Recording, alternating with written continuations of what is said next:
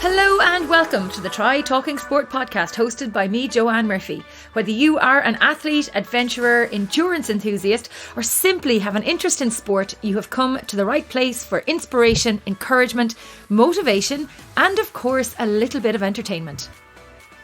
This is episode 50 of the podcast. Yes, episode 50. I really can't believe it.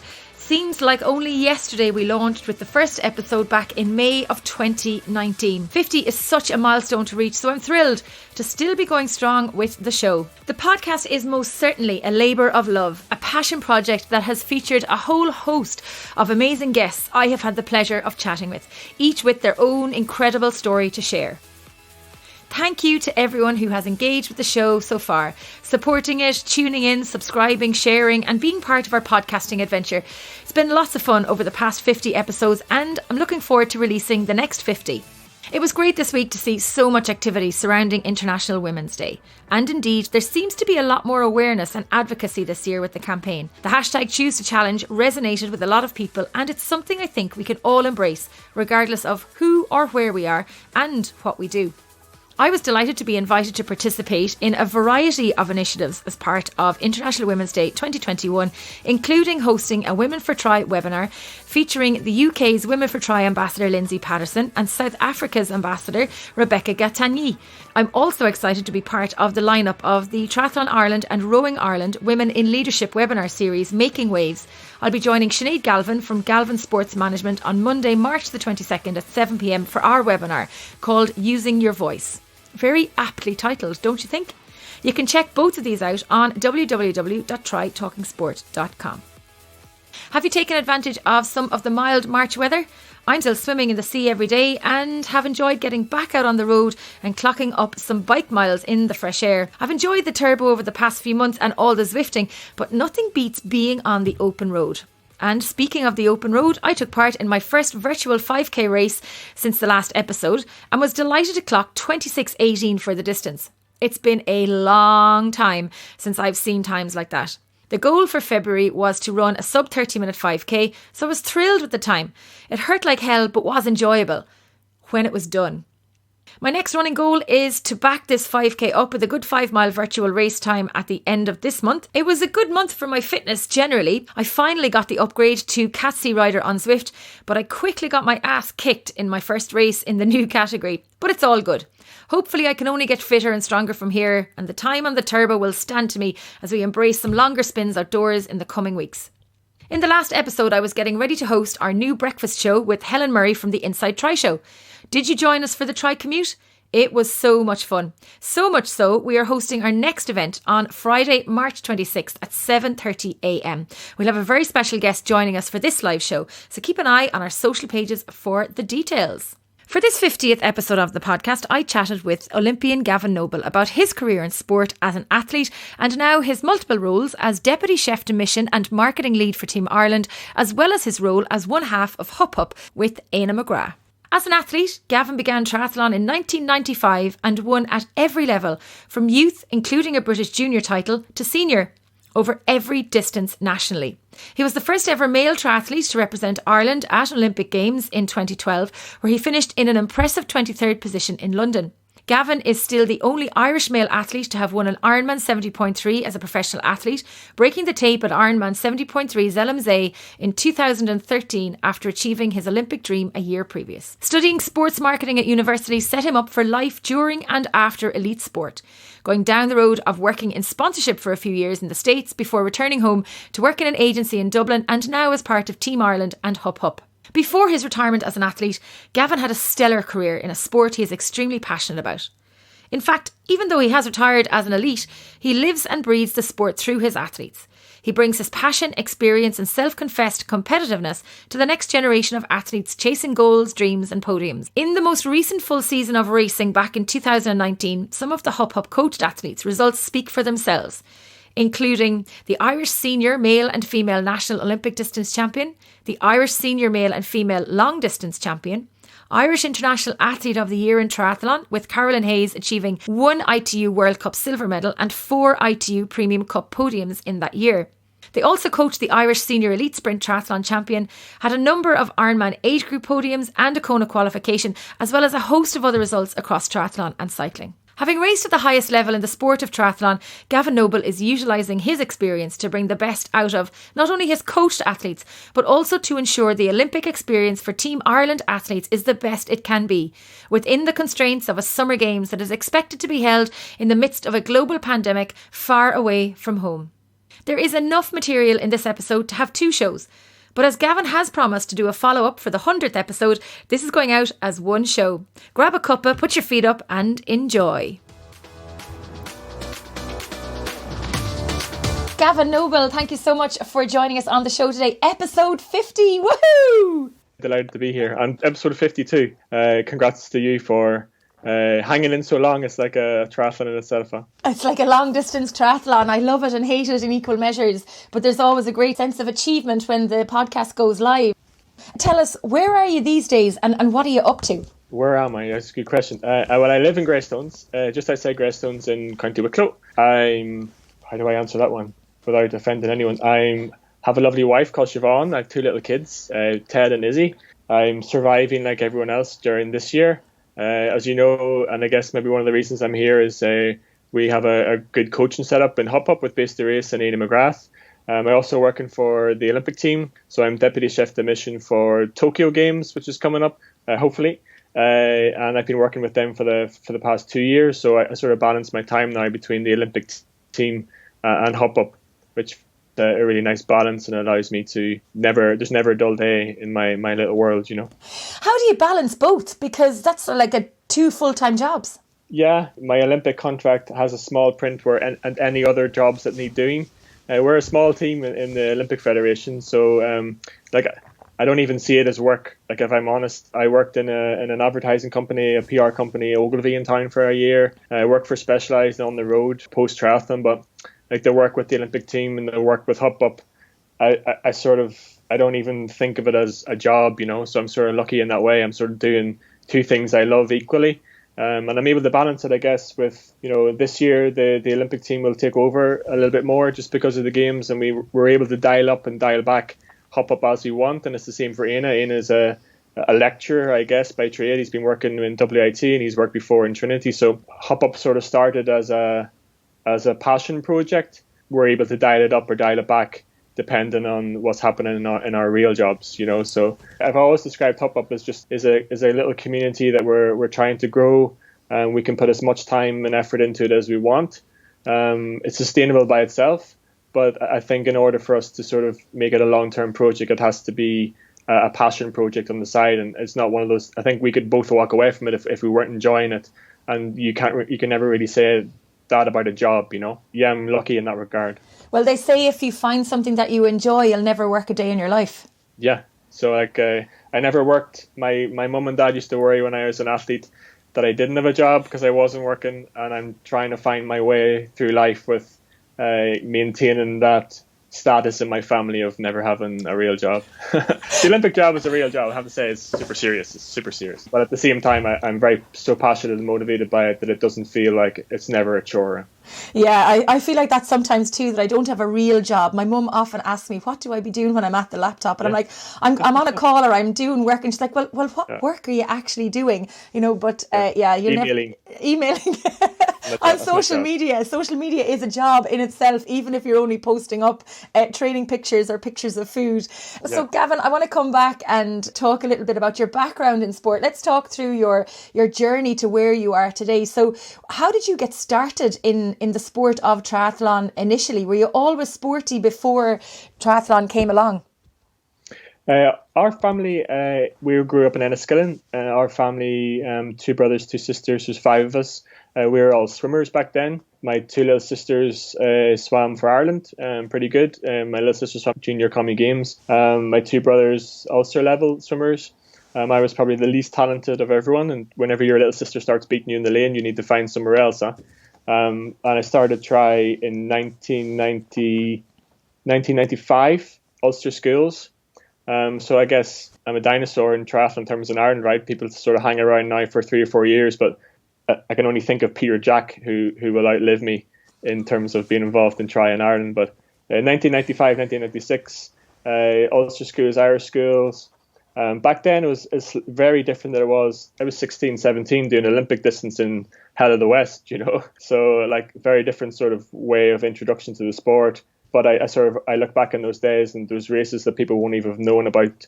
Liam Ball International Triathlon, Cushendun. The races in the north actually were the stronger of the races, I'd say, back then. Ulster schools, Ulster champs was if you won Ulster champs, you would win Irish champs. And there was a lot of stepping stones along the way there. So they were very different back then. I don't know, sometimes the older you get, the more you think back with fonder memories of how it used to be like in the olden days, But it was super back then. Like I was even thinking about it last night when it was coming on, and Peter Jack used to organise this race called Roe Valley Sprint, and we'd do it every year, and we'd do the schools. Brian Keane, who you know as well, he would have come up from Cork, even from Irish schools, so he's just as old as me, When I think back and then, it was very different. It was easier maybe for a younger athlete. There was more races, more opportunities. But yeah, I started because I was a swimmer. I did a relay first. My school needed a relay, Batora. I went to Batora, and I needed a relay for Ulster schools. And it just turned out that on the day of the race, the guy who was the cyclist had pulled out, and so there was no more relay, and I was forced to do the whole thing. So that's how it started. I fell off the bike, of course, jumping on in transition like everyone else does. But I think I came second that day, and I won Irish schools that year. So it was. So sorry, come back. So you were entered as a relay because you were the swimmer, but the cyclist couldn't race. He didn't. Something happened in the morning, playing football or something. I had a bike in the garage. I was on my way anyway. So you did the swim, bike, and run. Yeah, I did the swim, bike, and run in a basketball T-shirt that was like a dress, like a Jordan cut off the sleeve, and people didn't care what you looked like. You couldn't do that today because people care what you look like, but back then it was simpler times. I crashed. I could run okay because I ran in school, so biking was something I had to work on.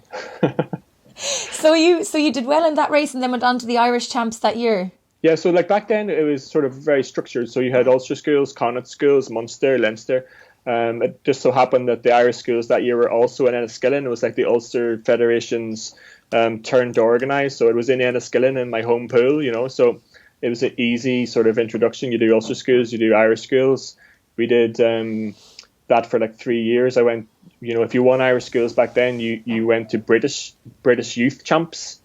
And so that was the pathway, I went to youth champs then 1997, 98 and won in because I was a Nordie, we went to British youth champs and we represented Northern Ireland. It was like Northern Ireland, Scotland, Wales, South England, all that. So that's how it was all set up.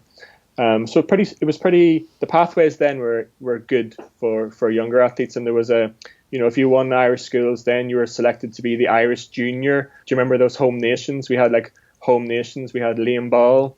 Like I remember racing in a race with Tim Don, who I'd only ever seen in a 220 magazine, Peter Crow's another guy who some of the Irish guys I know came on a lot of our camps. He would have come over from Belgium. There was a lot of emphasis put, I guess, on juniors back then, and I knew no different. And you're not going to turn down a chance to race for the Irish Vest. And so yeah, I had a great introduction to try. It was exciting, 3 sports. I wasn't following the black line, getting my ass kicked by my little sister, and those are things that sort of made me interested in it. My mum tells a story of she always knew when a race was coming up because I'd suddenly get sick on a Wednesday and Thursday the week before, and as soon as they'd leave for school, I'd be out on the bike wandering around. If anyone needs a getaway driver in Enniskillen, like I'm your man. I know every back road that there's no cars on in case I get caught mitching from school. So I loved it. I loved being out on the bike, getting lost. Back then, I guess too, yourself, 90s, they seemed a little bit, you could, your mum could leave you down the swimming pool and you could walk home. No worries. I'd run home. It was 5k. And so, yeah, back then it was easier in many ways to get involved, but still, I guess to stay involved, you need to be a little bit stubborn, and being stubborn and patient and always trying to improve, I guess that was my talent. What was the pathway then to the elite side of things that you ended up in the sport full time? Like it wasn't. I wouldn't even say that necessarily that I was a good junior. Like I won British Youth, so I was racing, guys, Dan Plews, who was a top age group, like he would have been second or third in that race. But there wasn't necessarily the coaching structures in Ireland at the time. If you wanted to be good, you still had to leave. So I chose my university based on going over and train with the Scots. So I moved to Stirling University. I was a scholarship athlete there, which was great. I had 2 offers at that point, one from Stirling as a scholarship and one from Loughborough. Those were the 2 sort of, back then, late 90s, early 2000s, those were the 2 places to be, So I went there. They had a great setup. They sort of welcomed me. The Scots and the Irish get on a little bit more than the Irish and the British or English maybe. And I trained there for, I ended up being there 10 years, 12 years after uni. I bought a house there. Russell White ended up coming over. David Mcnamee lived with me for a while. Fraser and Blair Cartmel were there. Darren Smith. So it was an amazing place to train, and I got an education sort of alongside, training.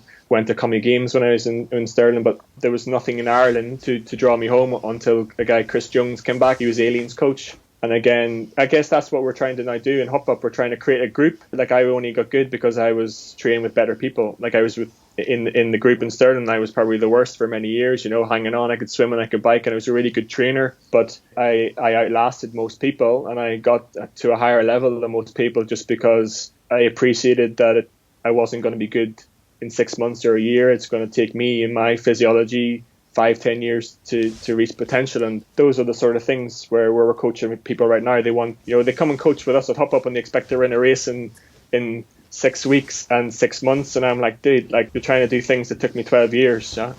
Like, a little bit of respect for the process of what we're trying to do. So no, but back then, like, I had it wasn't seamless. Like, I was always injured. I trained too much. Had to sort of find my way, went through lots of groups, similar experiences that like Eanna would have had when he trying to make it. He moved to Australia. Brian moved to Australia. He was living in Australia at the time. And I sort of think that finding your way sort of hardened you a little bit, and sort of it got us all, Brian and myself especially, to where we are, or where we were, Like, I've only fond memories of that. There's so many. Some people look back and they think of the injuries and like, you getting your ass kicked in races and going to a European champs and not doing well, going to races and getting lapped. Like I sort of look at the juniors now, and if I see them not doing so well in a race or not finishing a race, I feel bad that they're in the same position I was in 1999. And I guess again that's why HupHup, we're trying to coach people, not necessarily fancy coaching, but we've learned by our mistakes, and we're trying to not let the current Irish crop who we coach make the same mistakes we did, because we sort of know how painful that can be, You mentioned there, Gavin, suffering from a number of injuries and then disappointments at races and things like that where you might have been lapped. How did you deal with that at the time? Because you were quite young, you're a little bit older now, so it's much easier to deal with life and disappointments that might happen, and dealing with COVID. You've actually built up a lot of resilience because you're an athlete and were a competitive athlete. But at the time, how did you deal with it? I think it's part and parcel of endurance sport. Been injured, like, there's no one who's reached the high level who at some point wasn't injured, wasn't sick, didn't necessarily overdo it at a time. I'm always very surprised where, I meet an athlete who's at a high level and at one point they weren't injured, or they didn't have a bad year, or they weren't out for a year. You're trying to live on the edge of taking your body to an extreme. Like, it's to be at a high level, especially ITU and yourself, the top Ironman. It's not healthy.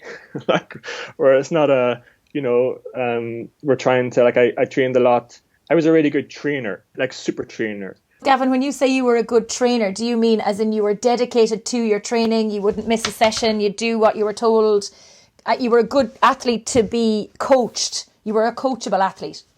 No, I was uncoachable. Okay. Which a lot of the top elite athletes are. Non-coachable. Yeah, I was uncoachable. Well, to a degree. I trained a lot with, like, Tim Don, right? So I was a good partner for Tim Don to train, because I'd show up and he'd kick my ass. I'd be back then tomorrow, you know what I mean? Like, we went and lived in Stellenbosch for a while. People like Jan Javier, they're all around. So I was always good at training solid. I was always probably training at the wrong intensity if I look back at it. I was training at Tim's intensity. If I'm a 31-minute runner and Tim's a 29-minute runner and I'm doing my intervals at his speed, or trying to, that's what I look back in hindsight of. I was I went through a period of probably 4 or 5 years where I wasn't training for me and my level. I wasn't trying to build. I was trying to train at someone else's level. That's how I got injured. So it wasn't necessarily until, say, 2012, the Olympic year, or 2013, when I was injured and I had to, train to my own program, that I actually had quite a big jump in performance then. And that's the same where, like, when we're coaching at the moment, like, a lot of the time we're getting results by asking people to go slower. Like, I hate the word do speed work. We don't do speed work, because when you get off the bike, 2 hours in, you're not running fast. Like, they're not running fast. The triathletes aren't running fast in the grand scheme of things. But I wish I had done more slower. And again, that's what we're trying. Even in the pool right now, like, we have a daily battle with some of our athletes too. I need you to swim slower if you want to improve. I need you to swim slower if you want to make technique changes. I don't want the third person in the lane trying to keep up, with the first person in the lane. We do a lot of swim analysis, and we do individual programs. You know yourself when you go down to the tri club, and it's really, really hard for the coaches at the moment, because there's 10 people in the lane. People are expecting to be worked super hard, and if the coach gives 4x800 at slower than your 1500 meter pace, probably not a lot of people will come back. So I think at the moment everybody would love the opportunity to be in a pool, whether it's a hard session or a slow, steady breaststroke in the pool at the moment. But I understand what you're saying about the importance of kind of slowing things down and building that base consistently, as opposed to going out and hammering yourself every time you go to train. So I was pushing, and that's when I got injured. It was because I was pushing too hard. And like, I was a mileage junkie. I had to have 25Ks swimming, I had to have 100Ks running, and I had to have 12 hours, 14 hours riding. And if I didn't have it, I'd be in a bit of a grump, But when I look back at it, I sort of, if I had someone put their hand on my shoulder who I respected and who had been there or had already coached at a high level, I think and they had told me to slow down. And that's what Chris Jones, to be fair, tried to do at the time. And I guess if I look back, the regret is that I didn't necessarily listen enough to the experience, or whenever the experience did come, it came a little bit too late. And then looking at the Olympics, Gavin, I'm not going to go into each of the individual results, because you have had, you've had a stellar career in the sport of triathlon, but the Olympics must have been the pinnacle of that.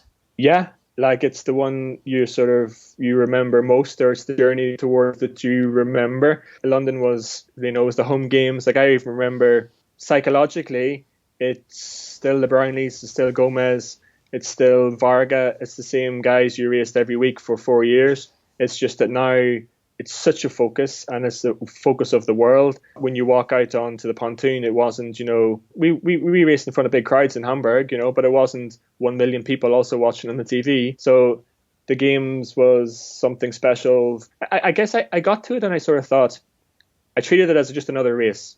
But I got to the point where I failed in Beijing. I wasn't good enough. I missed out by one spot. On the last race, or second last race, I was in the ranking for like 2 years, and I lost it in the last one. But I look back and I just wasn't good enough then. I persisted to London because I wasn't doing it for me anymore. I was doing it for other people. So I wanted almost a justification of family, parents. I wanted them almost. It was a shared Olympic experience for me.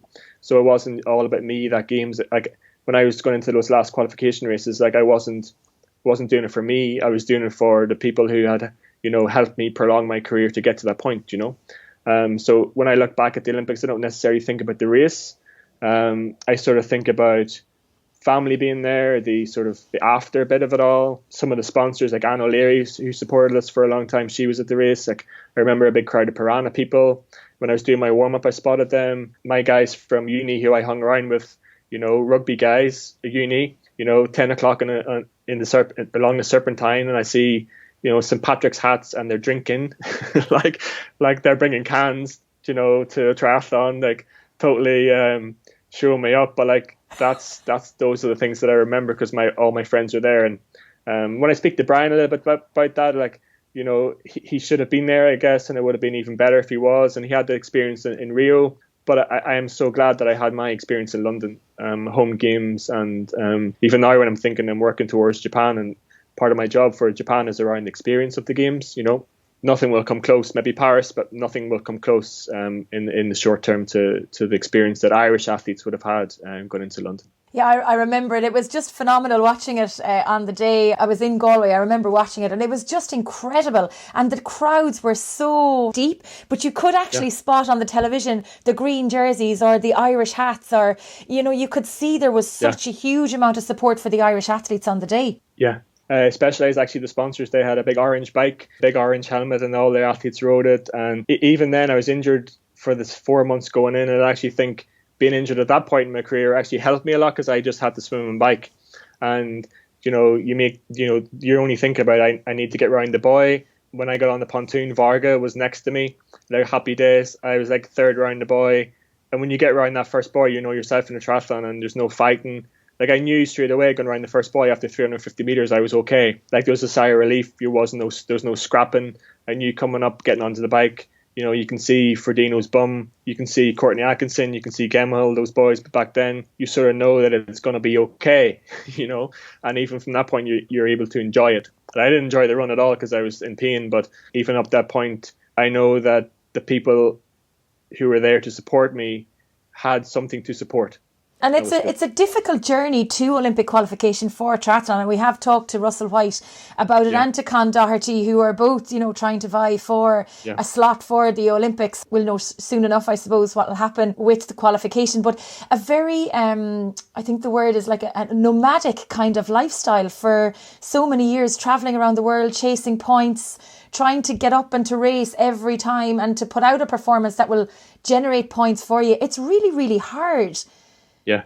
And it's hard to be, well, it's not hard being Irish, but it's hard being in a smaller system where, I see Russell and what Russell's doing, and Russell was me. I was Russell. Like, I know exactly how he's thinking and the pressure he's under. Every race counts now. Whereas, if you're British and there's like 8 or 10 people gathering points and the system is a lot clearer, there's a little bit more pressure in that regard, depending how you look on it. But for the Irish people, the cost that it takes, it's too costly. There's too many races. The races are too widespread across the world. There's too many opportunities for people to qualify and get points. If I'm at a race this weekend and then I don't race for 2 weekends because I can't afford to fly to New Zealand and then back to London and then go to South America, it's sort of prohibitive. I think you sort of hope that the ITU or World Triathlon sort of look at it in terms of like, it's not sustainable for an athlete. There's too many people get to that point and it doesn't become a viable career. You get to the Olympics or you don't, it's super hard. But because I'm involved now in the Olympics, I see the other sports and they're the same. Badminton's the same, even hockey, like all the sports, it's a circuit, it's a travel. But just in triathlon, when you're by yourself a lot of the time, like, it's not glamorous. There's highs, there's lows, there's loneliness. And then that's why I sort of do feel at the moment where Russell was in a group, we had a little group. If you're not in a group of people doing that travel, and I wasn't myself in a group full time, that's where it's even more difficult. So Russell's doing the right thing by surrounding himself with people who are on the same journey. Whereas until Aileen came along or Brian, I was by myself. Like, my dad used to laugh at me by saying, like, take yourself out for dinner. Bring a book. And like, I just sit and eat in my hotel room because I didn't want to walk into the restaurant and the British team are there taking, a big long table of 20 people and I'm sitting in the corner reading the book with the Irish kit I bought in the airport. Those sort of things, you have to grow up and you have to be quite thick-skinned, especially when the bigger teams have, they have so many people, the entourage, these big teams, where you have to sort of, unless you're in a group of people, and that's what these groups are now, like the Joe Filials, they're all singular people from different sports, and they're a team and they're traveling. Like, I didn't have that. I was Johnny No Mates, and luckily for me, there was actually people like Hugh Mcnamee and Brian Mahoney was working in ITU. Like, I would hang out with them at the races, rather than having to suffer, sitting getting slagged off for being Paddy at the end of the British table, But it must have helped with building up your resilience. And I come back to that word again. It's not easy for anybody to sit in a room at a table on their own, regardless of who they are or what kit they're wearing or the fact that they're an Olympian. At any stage of life, one of the hardest things to do is to walk into a room on your own. And even imagine it didn't even have a mobile phone. You couldn't even sit scrolling Couldn't even Instagram. pretend and I was on, had to buy a newspaper and everyone knew I couldn't read German, so yeah, it's it's hard. It was hard, mentally hard. But I think you get, as you get better and you get more respect from results, it becomes easier. People sort of gravitate towards you because you're, they don't want to sit with the British team or their Aussie team and, talk, with the PD. They'd rather come and chill out with you. So I was pretty relaxed all the time. And by the end of the career, I had loads of friends from the different teams, and you sort of find yourself gravitating towards the other smaller countries who, there's a Slovakian in exactly the same position as you. Sometimes we even talk about it now. You have to learn how to walk in the room. So if you walk into the room like you shouldn't be there, you're so, like, no one else cares. No one else even notices you. But if you're so self-conscious before you even walk in the room, then it's a really shitty experience, But if you walk in, I'm here, I've trained just as hard as you, I'm confident in results. I got to the point where I didn't mind sitting on my own, because you have a little bit more self-confidence. But those early days of being a junior, that was hard. Like it wasn't necessarily an enjoyable experience going to a race. That's actually very important, Gavin, what you're saying there. You see an awful lot of, say, first-time athletes, and they're nervous about standing on the start line of a race, and they're worried about how they look, in the Lycra. Yeah. We don't all look great in Lycra. I definitely don't. Or even going for a swim. We're all so self-conscious of doing things when we're outside of our comfort zone. But actually, if you own it and you believe you should be there, then that makes that a little bit less daunting. So pulling on the Lycra, whether you've got layers on it or whether you've got, nothing in it, it doesn't really matter. But the fact that you're standing there and you're being brave by starting and stepping up outside that comfort zone, hugely important. We talk about this in HupHup all the time. Caroline Hayes has the same fears walking to the start line of Dublin City Triathlon as Joanne Murphy has or Gavin has, who's his first ever race, sort of how you deal with it. We have a little saying in HupHup, and it's just like sometimes the last thing we might say to someone is no one cares. Fucking no one cares. No, they don't no really. No one cares about your result. No one cares when you post on Instagram. People's attention span on social media is 0.6 seconds. Like no one cares. The only people who care about the result are me, Eanna, your mum, and your dad. But social media exaggerates it a little bit because, everyone thinks like everyone's so focused on them. But some people have fallen foul of that, and even in our group over the years. And we have a little poster in one of our rooms, and it just says, "No one cares, work harder." So if you have a shitty result, no one really cares. Like you sort of think like the whole world is watching you, but apart from at the Olympic Games, no one cares. I think you should put that on a t-shirt, Gavin. The thing about that one is where confidence for me came from training with the other people. I'm training with Tim Don every day. Then I walk in the room, I know what Tim Don does, and Tim Don has this result. I'm not as good as Tim Don, but I should be at this level. Like Tim Don should win. I still should be in the top 20 because I can train with him every day. And that's still in an Irish level where there's athletes training in not a high enough performance environment where they think that they're good because they're good in the group in which they train. And when they leave Ireland, then they get found out. So that was for me, my own self-confidence was built on training, knowing exactly where I was in training every day, comparable to people who are in racing at the same level and the best of the world. So like, that's HupHup is all about. It's the group. Like if you go down, we had track sessions last summer. Carolyn's there, Hilary, Becky, Alva at one point, Orla Walsh, Shannon. Like they know exactly where they are every day. So that they should never go into a race that they're not ready for. They should never go into a race expecting something that they haven't been able to do in training last week. But if those athletes all train by themselves and they don't know, they go into the race with a heightened expectation and they become disappointed. And that's another reason why, obviously it's important to get a coach, but for lots of people starting out, actually joining a club is one of the best things you can do. And I know myself starting out years ago, I was crap across everything, swim, cycle, run. I couldn't swim, but I joined the club and I got in with a swimming group. I was able to bike, but I wasn't very strong. But you train with people that are a little bit stronger than you across the discipline that you're the weakest. Now I would be a strong cyclist. I'd still be a weak enough swimmer and runner in terms of pace, but you only get better by being pushed by the people around you. I would say at that point where you still get better by being pushed, but you still need to be in your own lane. Yes, understandable. So say if we're having a group session, then Carolyn's running at her pace that we've set. Hilary and Becky are running at their pace. Shannon's running at her pace, but they're not necessarily all the same paces. So even when they walk off the track, they've still trained for where they are or who they are. And they know Carolyn's up there, up the road with the boys group, and they know when they see a result from Carolyn, well, if Carolyn goes off and she comes 20th or first or whatever, I'm still here.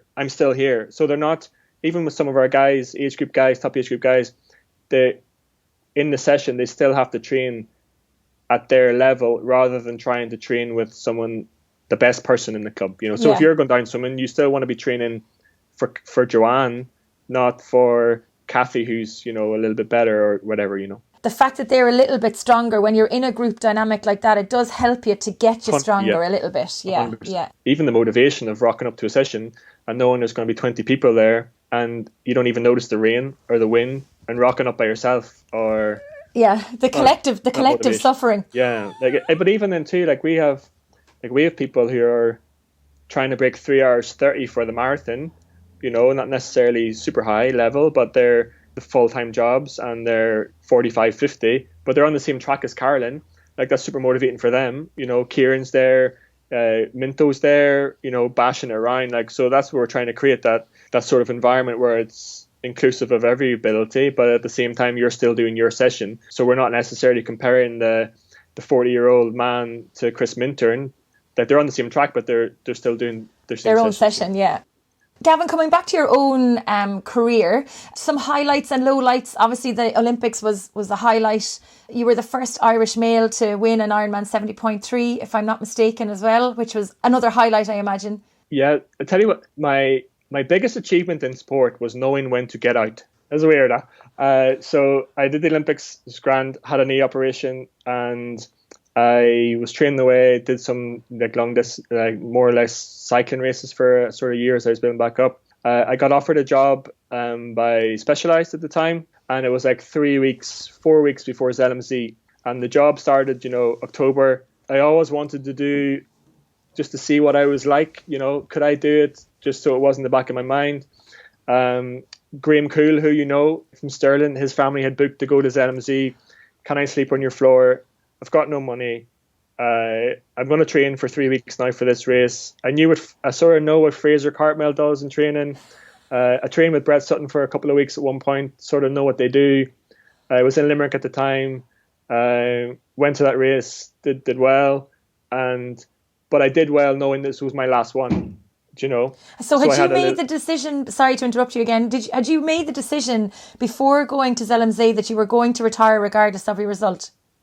Yeah, more or less. I was offered a job at 5150 European Champs in July at coffee shop, the meet. I was sort of working for Specialized. I was sponsored by Specialized and through a mate, Bobby Behan, who looked after me incredibly well. I would say 20 to 25 in the world, but why would Specialized give me a contract? Why do I need you if I have Gomez? So my job back then was I was writing the blog. So IamSpecialized.com. I got $50 per race report, and back then, some of the dudes, the Ironmen, especially in America, they were racing. There could be 10 Ironmans in the weekend. Specialized don't care. I'd write the same race report, 10 times. I'd change the names. I'd find the result in Slow Twitch, and I'd get paid, $500 that weekend. That was super easy. But I was giving them something, and I was also racing. I was at the races. I could feedback who was good. I was able to feedback. There's a girl, Lisa Norden. She's, I was able to find out what contract Javier was on. Javier's only getting this much. You could get him. That was my job. So I was sort of undercover marketing manager in my last year to a degree. They just wanted to make it full time and proper. So they offered me that full. I had to still apply for it, do the proper interviews. My first time having to do a PowerPoint, super stressful. You think standing on the start line of Olympic Games is stressful. Imagine trying to do a PowerPoint for the first time, present to the global marketing manager. Fucking stressful. But I knew then, this is my route out. This is my chance. I put everything into it. Still wanted to do the race. Did the race. Didn't know what I was doing. There's a guy, Niels Framhold, who you'll know, German. He was fourth in the Y that year. I was beside him in transition. I checked his bike, how many bikes gels he had, how many bottles.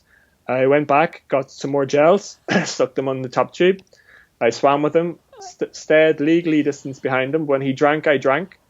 when he had a gel, I'd take a gel, and when I get off the bike, because I was ITU, you start off at 3:15 pace, and even that's slow, and at 3K you're sort of 30 seconds in the lead, and you sort of got 20K to go.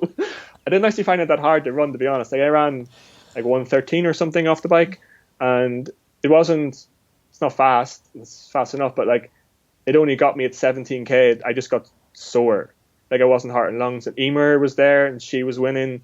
I made a bet with the Graham Cool's wife that if I win that race, you'll buy me this lederhosen for the after party, like as a fun thing. She's standing there with the K to go with this lederhosen, waving at me, and I was like, fuck it, because I remember saying that now. I won. It was super, and Emer won even better. But I knew, getting on the plane, tick box, super happy, going home. You win $5,000, and you're like, it's like, whoa, $5,000, and you got this big check, and then you think, okay, but now when I have a real job, I need to be earning that every month, and not have to worry about going out too hard in the run to get it. I just have to write good emails. And so yeah, my biggest success in sport was having an education, creating good relationships, and knowing when to get out. That was it. That's my highlight. It's such a great story, because I can't, like, you literally winged it. I can't imagine you as somebody who would try and wing a race, but you kind of did in a way. Yeah, like I knew I was sort of good enough, because you train with the boys, Fraser. Like, I was in Limerick at the time, started recruiting. Brian was there. Con did a little camp there. I was swimming pretty good. I would go and do the road races on the guys would go out on like a wheel about on a Thursday night. I'd go on the time trial bike and just sit 15 meters off the back of the scratch, like of the A group. That was, I'd run off the bike. I did one session on the run where it was 20 by K on the track, and Tommy Evans was there, helped me out. And I sort of, if I can do this session, so I would run 3:20 pace for the 800, and then I would have to get to the K at 4 minutes. So I was running 20K at 4 minute K pace, which, if you think about it, is a race not super fast, but I was running 16Ks at 3:20 pace, and that was a sort of goal time off the bike. And that was one session. I did a couple of long rides, and that was it. We just winged it. Nutrition never been my strong point. I had a little plan written on the top tube, drink, eat, and I just kept looking at it every time. Yeah, it was grand. I was pretty hungry at the end. Yeah, I got by. I winged it. I skillfully winged it. Skillfully and talently. Yeah, a little bit of talent. I had a little bit of talent. Oh, will you stop? Stubborn. You have plenty talent. Looking back as an athlete, is there anything you'd do differently now if you were to start all over again? Not really. Hopefully I get injured less. I would have done a little bit more S&C. Like, I hated it. I think we all do, though. Yeah, it's boring. It's super boring. I do S&C if I can swim, bike, and run and get the mileage. A lot of the strength work is done in. I would have been just a little bit better at stretching. I would have been a little bit better on diet and nutrition. But I don't necessarily like that. Like, what would you do differently? You know what I mean? Everything you do for a reason. You make a choice at the time. To go back and sort of should have done that. I don't really think about it like that. Like, I did it, and it made me, and I did okay, and I'm pretty happy. If I had done something differently, might have changed the course of destiny. You mightn't be not working now in two jobs that you absolutely love. I probably would have left uni and got a job straight away. If my mum and dad could have got me to do anything differently, they would have, don't skip school in your A-level year to go cycling. And well, look where it led. You see, yeah, look where it led. My wife has a good job. Find a girl or find a partner who has a good job, and I'm still winging it.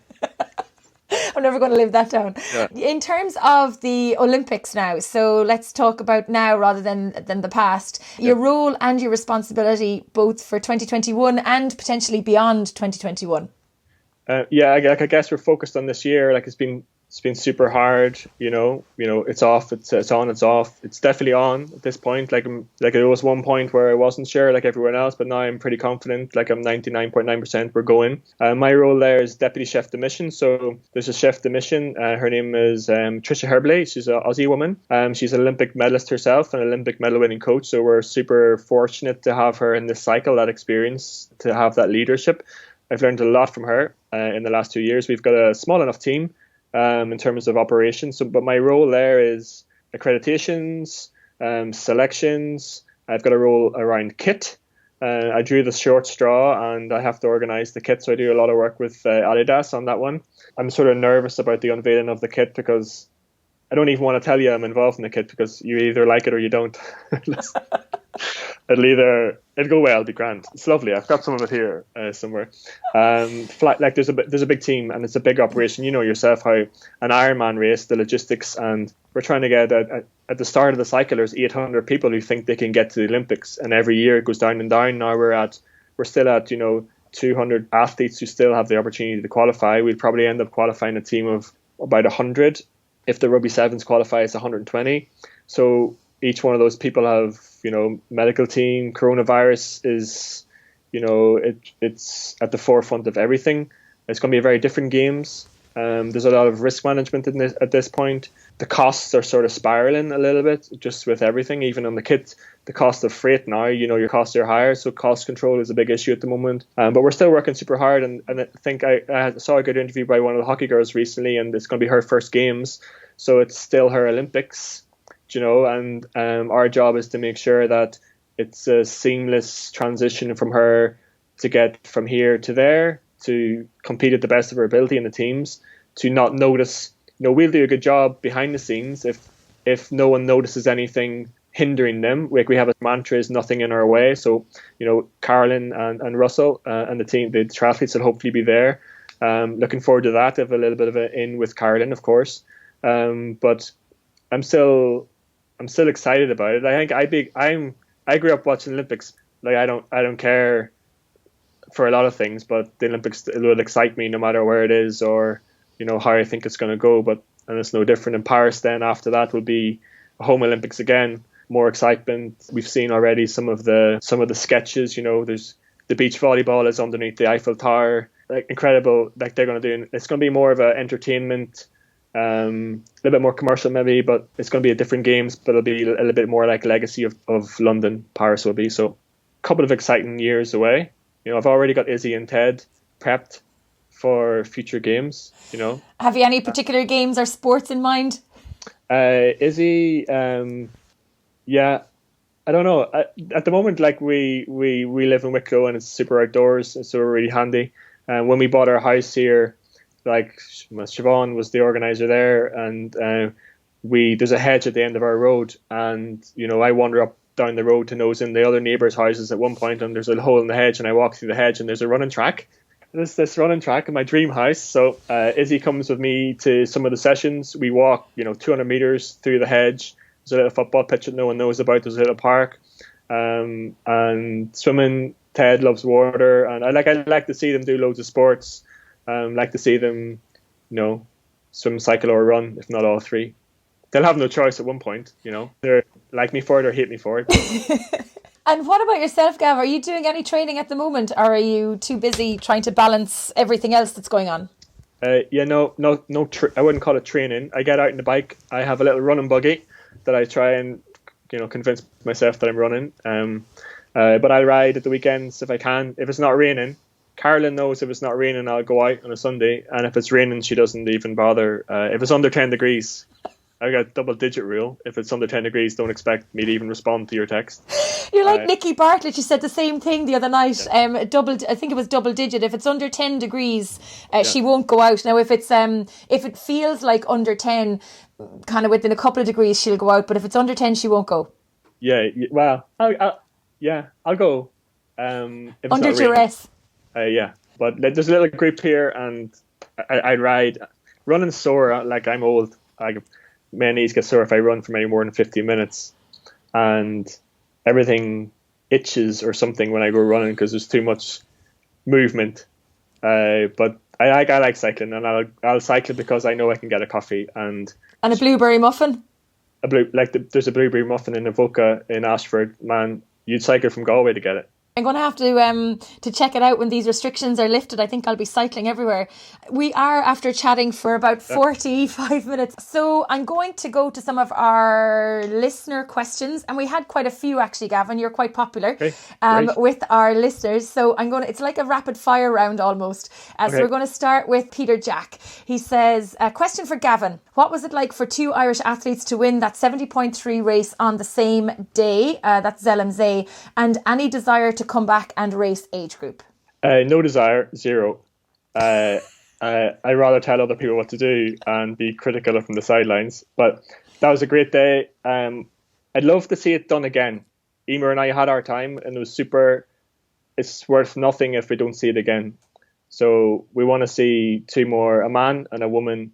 Maybe in Youghal, I have a man and a woman getting ready, and that's what I'd like to see more for. If I think back to that race, I like to look forward and see two Irish people on a podium again, and I'm sure Emer's the same.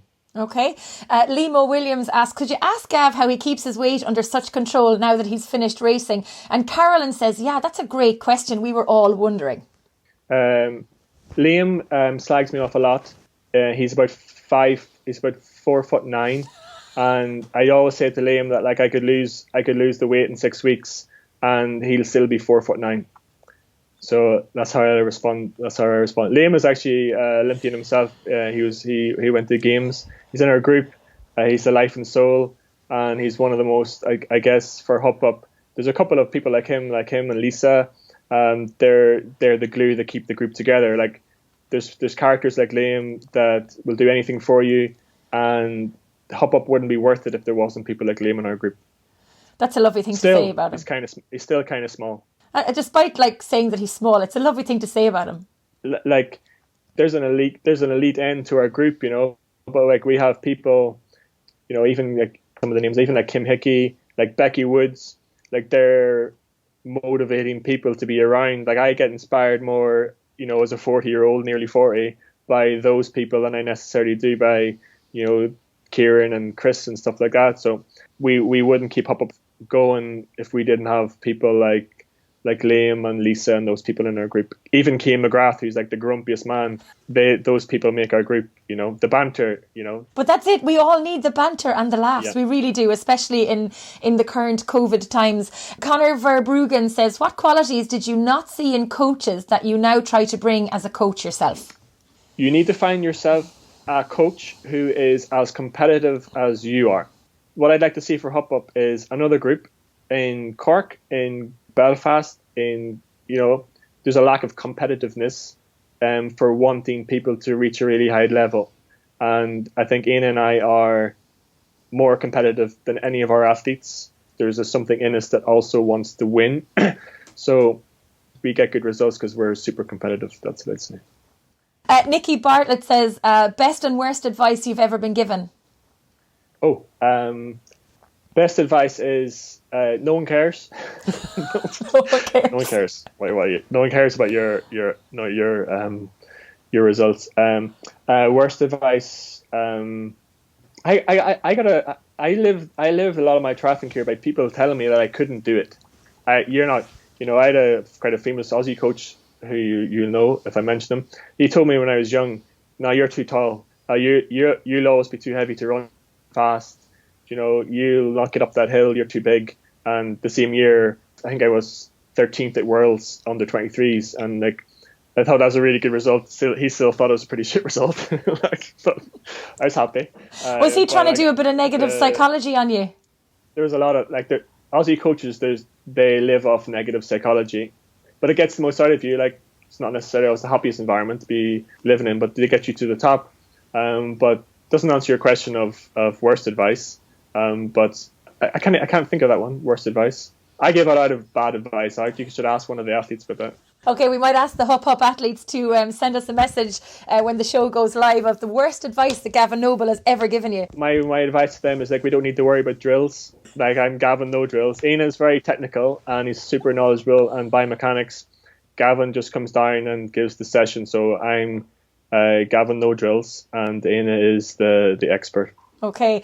Aileen Morrison says, if you had your time in professional sport again, what would you do differently? We've kind of covered that already. When Aileen came along, it was like the jolt that Triathlon Ireland, like, she's still the most successful athlete we've ever had. Like, I got inspired. I worked harder because Aileen was in the system, and Aileen was doing better than that I ever had. I think Aileen coming along raised everyone's game.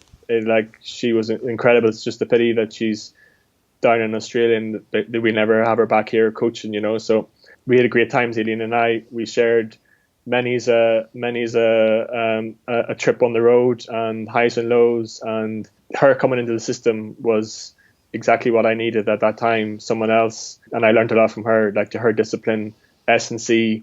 So yeah, we're still good friends. Hopefully we'll get Aileen on the show as well at some point, if we can get the time zones right. Aoife O'Connor Ty says, what is the most common error long distance amateur athletes make in training? I guess they get injured because they're training too hard, but it's hard to brushstroke that one. And it's depending on what you're training for, but like, I'd say people normally go into races having trained too hard at some point rather than following a good program, and they're building up. Like this, most people spend a lot of time, especially on the bike, training at the wrong intensity and not going a little bit easier. That's how I would, especially, and running too. Like, people just run too hard. People become very good at being very average. You know, then they don't become good at. They're not slow enough that their hard sessions are hard enough. They just become this sort of average level of neither fast or slow, and that's how we sort of pitch our own training. It's either really hard or it's pretty easy. Okay, Shannon Kelly asks, what's the most important thing in your mind for becoming a better athlete? This is from Shannon. Mm-hmm. Just doing what you're told, Shannon. Is there an unhidden message there? Just, if I ask you to swim the 130, don't swim the 119. Slow down, Shannon. Slow down. Shannon, like, she's like a lot of the girls in our group, like, super driven and just wants it. Like, they want it. Yeah. But like, my job is to keep them interested in the sport long enough so they realize potential, rather than trying to overload them that they have, you know, make a big jump and then they're gone. Like, my job with Shannon, with Minto, or with Kieran, is keeping them in it long enough that they'll get to where they can go, rather than, you know, trying to give them some magic session that next year they make a jump and then they're gone, or they don't make the jump, or they won't make the jump. And then they're gone. Now, Shannon also asks, do you miss racing? And also, how many blueberry muffins would you need to get up Big Bertha? Oh, Big Bertha is this climb in Spain, and we went to a camp there. I probably need more muffins to get up it than Shannon does. But at the same time, that's probably weighing me down, and probably need to be lighter to keep up with Shannon. I miss being fit, I guess. Don't necessarily miss the travel to races. I miss the jubilation of a good result, yeah. But at the same time, I've got other things now that, you know, I can be motivated by, not necessarily racing. Aoife Lynch asks, what 3 pieces of advice would you give to young athletes looking to step up to high performance? Hurry slowly. That's one of ours. Always be in education. That's another one. Like, we have a little rule in HupHup, but we don't coach anyone who doesn't have education or doesn't have a job. Like, someone like Carolyn, we coach her because she has her medical degree, and if she stopped tomorrow, she'd walk back into the office. We wouldn't coach Carolyn if she had not gone through school. We insisted on Kieran getting a job. We insisted now on Minto getting a job. So that's the sort of thing my dad instilled in me, where you need an education above everything else. Like, triathlon, it's grand, you know, 6 years of your life, 8 years, but you need something to fall back on, build a CV. In that regard, you might choose your education path that allows you to train, like I did, went to Stirling, you know, choose a university or whatever that's near your coach, or is near a better coaching setup that you might have, has a pool. Choose a university with a pool. I had my degrees. I had a sports marketing degree, kept my mum and dad happy, less social pressure to get a job, knowing that, like, when he does stop, at least he has his degree, you know. Something else interesting outside of sport, like education, it's the most important. Like, even we've got kids now doing their leaving cert, and we're giving them less training now. We're trying to keep them training, but they're less training because doing your leaving cert is more important than doing the 20 hours training a week for this year. You know, the leaving cert sets you up for university sets you up for life. triathlon is something we need to build into those things. I think it's a great perspective to have, really, because it's important that you have something for after elite sport. If you do make it to the top, that you have something that you can do. And if you don't make it to the top, that you also have something to fall back on. And if you hadn't gone to university and done that marketing degree, would you have been writing the blogs for Specialized? Would you have had the smarts to be able to get a job with them and actually see an opportunity to use your marketing Put head? it this way, like Kieran Jackson, Irish elite champ, he has a job now. He's doing more training than he did when he was full-time athlete, sitting in the coffee shop, he's going to be better than he was because he has the job, I think. And the job isn't like 50 hours a week, but he can do it. He can dip in and out, he gets it done. But like, I know that him having the job, he can go now. He doesn't have to live with his parents. He has his own money, he pays his own way. He can go to races without funding. And he can stop doing that job and have 2 years full-time training to build up to Paris. But then when he gets to the other side of Paris and they ask him, what have you been doing for the last, 10 years of your life? Here's my CV. I worked for this company. I was head of social media. I did design. And the actual subconscious pressure of the transition out of sport for him will be less because he's working, and ultimately he'll get to a higher level, I think, because he has the job. And absolutely, and I think what you can learn in a job will cross over into an athlete life, and what an athlete life will give you will cross over into a job as well, making it a win-win situation. Kevin Clark asks, the top 5 all-time favourite training partners, who were they and why? Top 5, that's a lot. Kevin Clark, when I went to Stirling at the time, he was the big dog, and they were all training for Manchester Commonwealth Games at that point, and he was the best athlete in Scotland at the time. I qualified for Manchester, and like most randomly, I shouldn't have qualified, but I did. I got the selection race, and I walked on pool deck that day, and I told everyone I qualified, and they all looked at me like, really? So Kevin, he's a coach now in Canada, like a super guy. Top 5. Brian Keane, my ultimate bromance. When Brian and I lived together in Phoenix Park, we trained with our swim team. We pushed each other. We trained every day. That was super for me. And so ultimate training partner. We're still really good friends. I guess Brian, Aileen, who I've mentioned, Conor Murphy, who you'll know was sort of in between there. They're my 3 favorite Irish people. Tim Don. I spent a load of time with him, learned so much. He was such a fun guy, even just to be around, And I guess I'll have 6. I'll give a 6. I'll say Fraser Cartmel, who I trained with a lot, and then David Mcnamee, who lived with me in my couple of last years at uni, and has probably gone on then to the highest height of anyone. Best Ironman result by a British athlete by a long way, 2/3 in Kona. I went to Kona one year with the Specialized crew. And I got given out to because on the end of the run, I was cycling alongside Mcnamee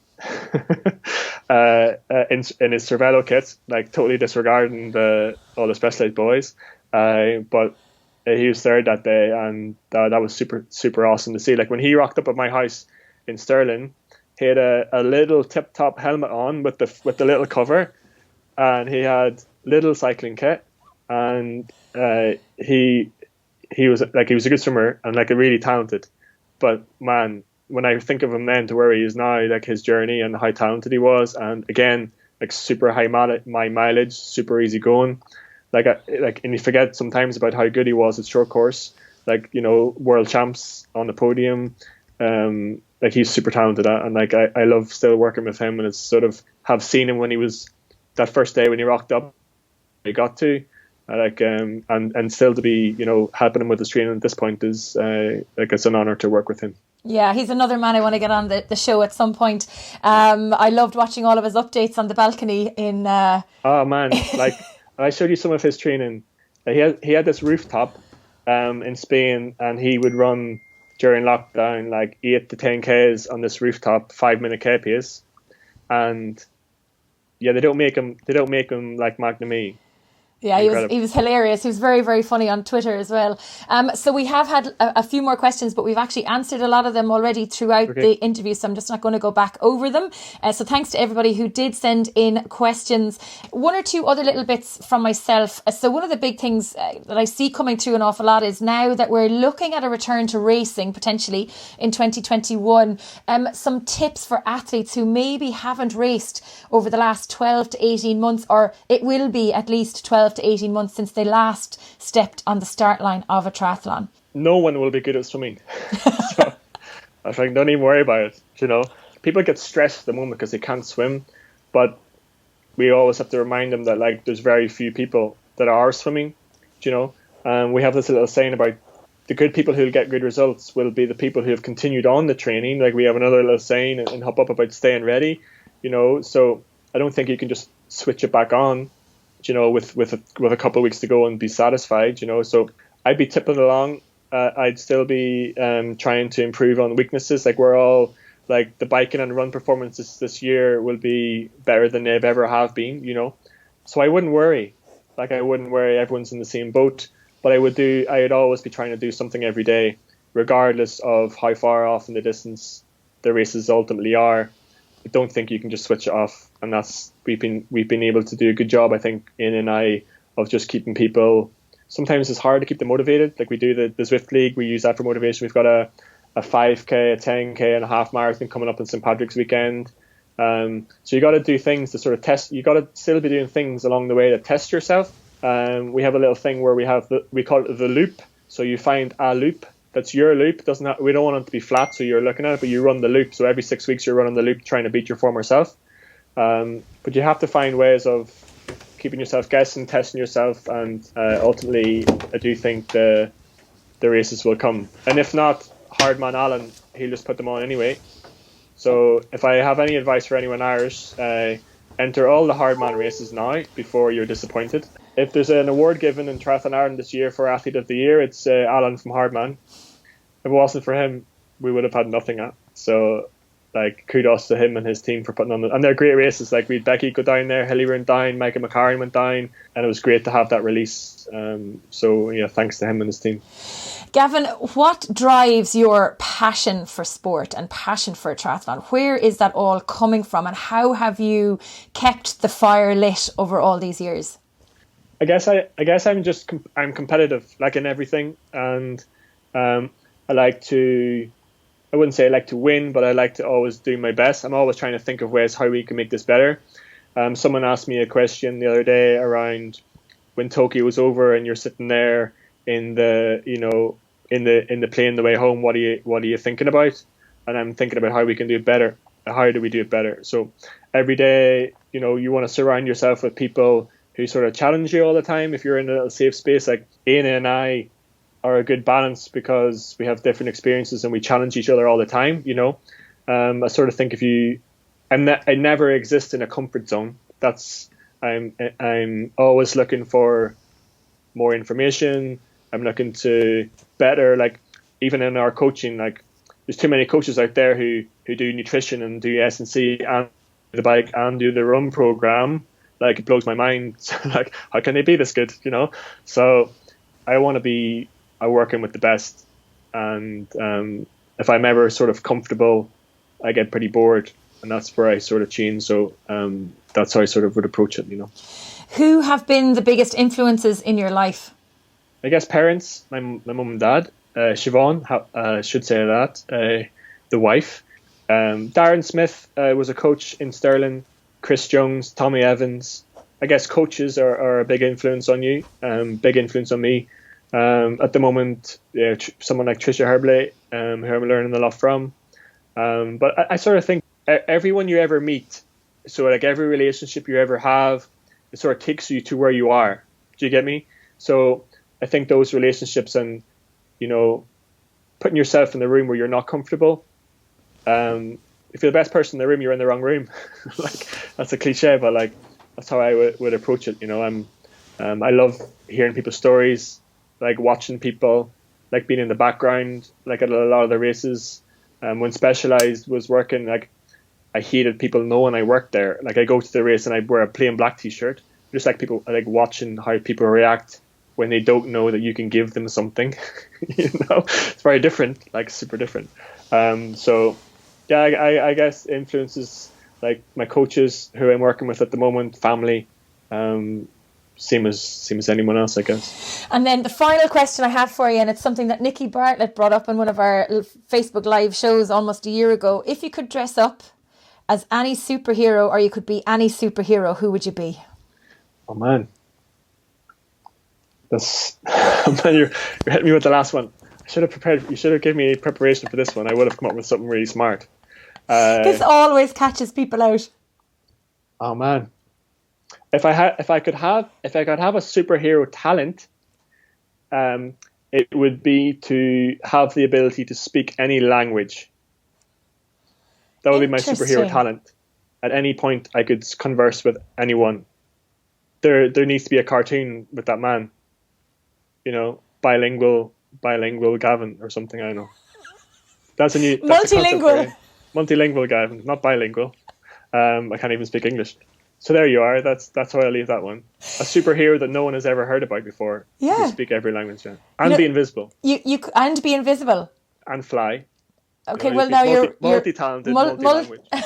I think you're asking too much now. Okay. You've got plenty talents already. You don't need all the extra ones. Out of that question by not answering it the way you want me to answer it. I know.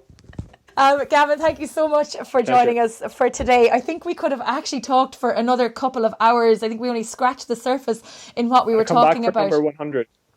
You can 100% book in 100. Number 100. Listen, thank you so much. Pleasure. And best of luck with all the preparation for the Olympics. Fingers and toes crossed for them to go ahead and for success. I'm going. You're going anyway. You're going anyway. They're handing out medals. I'll be there. I wonder will you end up sitting next to Arnie Schwarzenegger again like you did back in 2012? Well, I had a ticket where I shouldn't have had a ticket, like every other Irish person in London, and I was watching the gold medal basketball, and I had like a media pass, and I was sitting in the seat, and it was Arnold Schwarzenegger's seat, and he came in and told me that this is my seat, and what do you do? Okay man, fair enough, see you later, hasta la vista.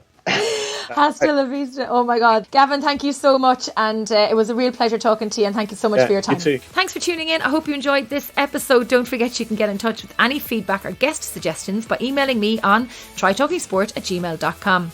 I'd love to connect with you on social media. You can find me on Facebook, Twitter, LinkedIn and Instagram. Pop by and say hi and let me know what you think of the show. If you are new to Try Talking Sport, please do check out some of our previous episodes. You will be both impressed and inspired by our amazing guests. Don't forget to hit the subscribe button for the show, and if you have 2 minutes to spare, a review would be amazing. Until next time, stay safe, keep smiling, and remember to look for fun and adventure in every day.